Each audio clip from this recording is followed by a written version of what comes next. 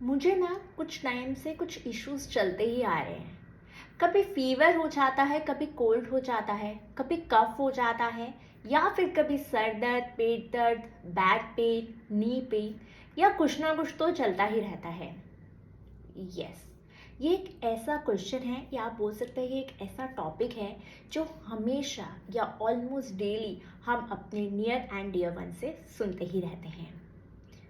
क्या आपको इसके पीछे का साइंस पता है?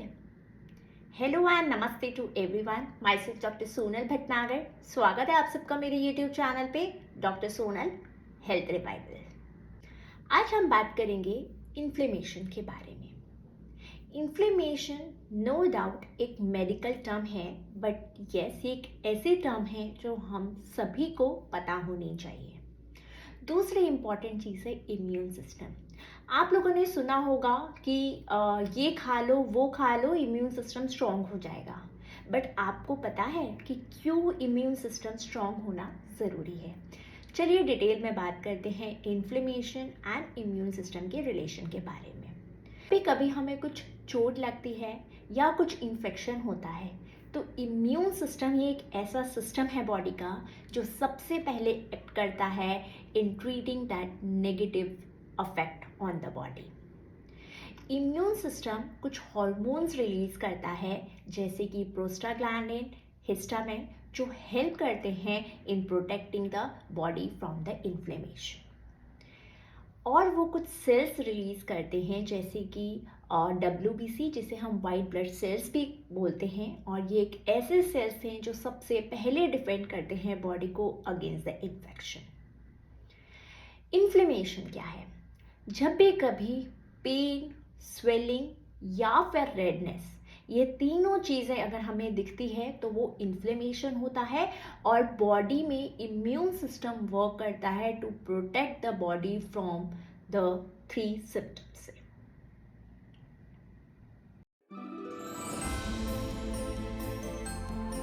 तो चलिए अब मैं आपको बताऊंगी कि ऐसे कौन से फूड आइटम्स हैं जो हमें टोटली बंद करने चाहिए अपनी डेली डाइट में से, अगर हम इन्फ्लेमेशन या इन्फेक्शियस कंडीशन से सफ़र कर रहे हैं तो। सबसे पहला होता है processed food items. Processed food items बना होता है काफ़ी सारे प्रिजर्वेटिव से, हाइड्रोजनेटेड ऑयल से, जो बहुत ज़्यादा हार्मफुल होता है हमारे बॉडी के लिए, और बहुत ज़्यादा वो इन्फ्लेमेशन को बढ़ा देता है, जिससे इम्यून सिस्टम पर ओवरलोड हो जाता है। हाइड्रोजनेटेड ऑयल क्या है? जब भी आप कभी कोई प्रोसेस्ड फूड आइटम्स या फिर कुछ भी फ्राइड फूड आइटम्स देखते हैं या पैक फूड आइटम्स देखते हैं, तो उसके न्यूट्रिएंट लेवल पे ज़रूर देखिए कि वहाँ पर कुछ हाइड्रोजनेटेड ऑयल या पार्शियली हाइड्रोजनेटेड वेजिटेबल ऑयल तो मेंशन नहीं किया है। इफ़ इन केस वो मेंशन किया हुआ है तो मैं आपको एडवाइस करूँगी कि उस पर्टिकुलर फूड आइटम्स को आप टोटली अवॉइड करिए। अब हाइड्रोजनेटेड ऑयल क्यों इतना बुरा है? हाइड्रोजनेटेड ऑयल बना होता है एक आर्टिफिशियल प्रोसेस से, जिसमें हाइड्रोजन को डाला जाता है इन नॉर्मल लिक्विड ऑयल में, जिसकी वजह से वो कन्वर्ट हो जाता है सॉलिड और द सेमी सॉलिड फॉर्म में। तो ये जो हाइड्रोजनेशन प्रोसेस होती है ये बहुत ज़्यादा हार्मफुल होती है, और इसीलिए ये अवॉइड करा जाना चाहिए कोई भी पेशेंट से जो भी इन्फ्लेमेशन, इन्फेक्शन या फिर रूटीन के पेन, स्वेलिंग या रेडनेस से सफ़र कर रहे हों तो। दूसरी चीज़ आती है शुगरी प्रोडक्ट्स। शुगरी प्रोडक्ट्स का भी सेम रोल होता है एंड वो इन्फ्लेमेशन प्रोसेस को बढ़ा देती है। तीसरा आता है red and the processed meat. ये बहुत ज़्यादा हैवी होता है, बॉडी पे बहुत ओवरलोड करता है, तो इसको भी अवॉइड किया जाना चाहिए। फोर्थ आता है नॉन डेयरी क्रीमर और द कॉफ़ी क्रीमर। अगेन इसके अंदर ट्रांस फैट, हाइड्रोजनेटेड ऑयल बहुत ज़्यादा भारी मात्रा में होता है। हाइड्रोजनेटेड ऑयल का इस्तेमाल इसलिए किया जाता है क्योंकि ये पर्टिकुलर प्रोडक्ट के शेल्फ लाइफ को बहुत ज़्यादा बढ़ा देता है, उसकी स्टेबिलिटी को बहुत बढ़ा देता है। तो आजकल मार्केट में, रेस्टोरेंट में हाइड्रोजनेटेड ऑयल का बहुत ज़्यादा इस्तेमाल किया जाता है, क्योंकि पहले तो ये बहुत चीप होते हैं, बहुत कॉस्ट अफेक्टिव होते हैं, प्लस ये उस पर्टिकुलर प्रोडक्ट की सेल्फ लाइफ को बढ़ा देते हैं। तो रेस्टोरेंट्स में इन सब चीज़ों का बहुत ज़्यादा यूज़ होता है। अब मैं आपको बताऊंगी कि कुछ भी डेयरी प्रोडक्ट्स होते हैं या फिर कुछ बेकरी प्रोडक्ट्स होते हैं, जैसे कि आप बोलोगे कुकीज़ हो गए, केक, पेस्ट्रीज़, खारी हो गई, या फिर रोस्ट हो गए। तो ये सारी चीज़ों में भी हाइड्रोजनेटेड ऑयल बहुत भारी मात्रा में डाला जाता है, जिससे उसको प्रिजर्व करके काफ़ी महीनों या सालों तक भी सेफ रखा जा सके। तो ये सारे फूड आइटम्स हैं जो मैं आपको बोलूँगी कि आपको टोटली अवॉइड करने चाहिए अपने डेली डाइट में से।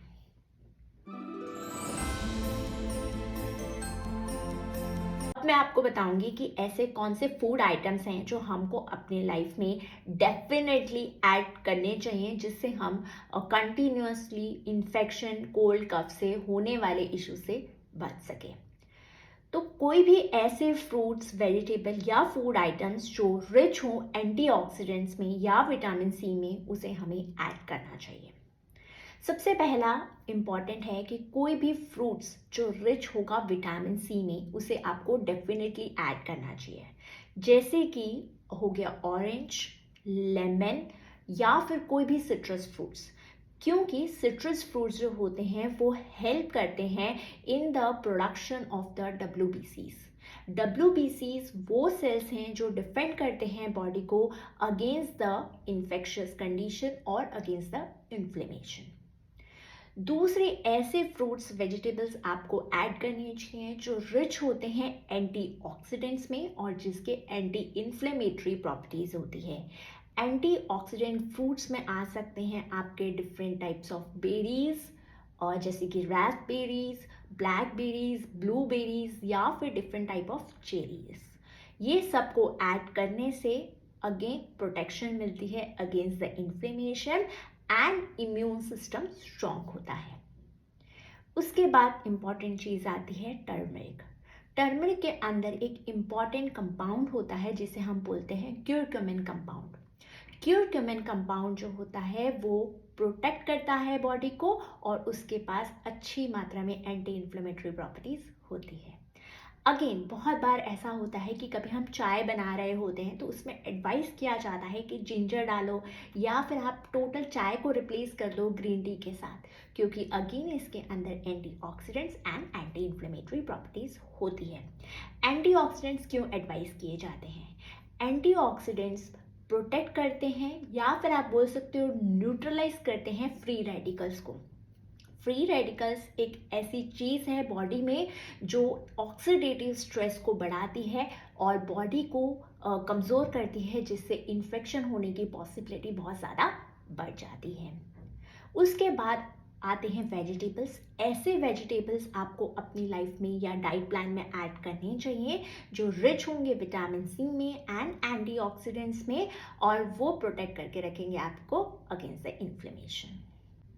उसके बाद आता है ऑलिव ऑयल जो रिच होता है ओलियोकैंथोल में। अगेन ये एंटी इन्फ्लेमेटरी प्रॉपर्टीज को प्रोवाइड कर। तो आज मैंने अपने सेशन के थ्रू आपको ये बताने की कोशिश की है कि ऐसे कौन से फूड आइटम्स को आपको अवॉइड करना चाहिए और ऐसे कौन से फूड आइटम्स हैं जो आपको डेफिनेटली ऐड करने चाहिए जो आपके बॉडी को प्रोटेक्ट कर सके from the inflammation and the infection and साथ में इम्यून सिस्टम को भी स्ट्रॉन्ग कर सकें। अगर आपको मेरा ये सेशन अच्छा लगा है तो हिट लाइक एंड सब्सक्राइब करना ना भूलिए। मिलते हैं नेक्स्ट सेशन में नए टॉपिक के साथ। Thank you.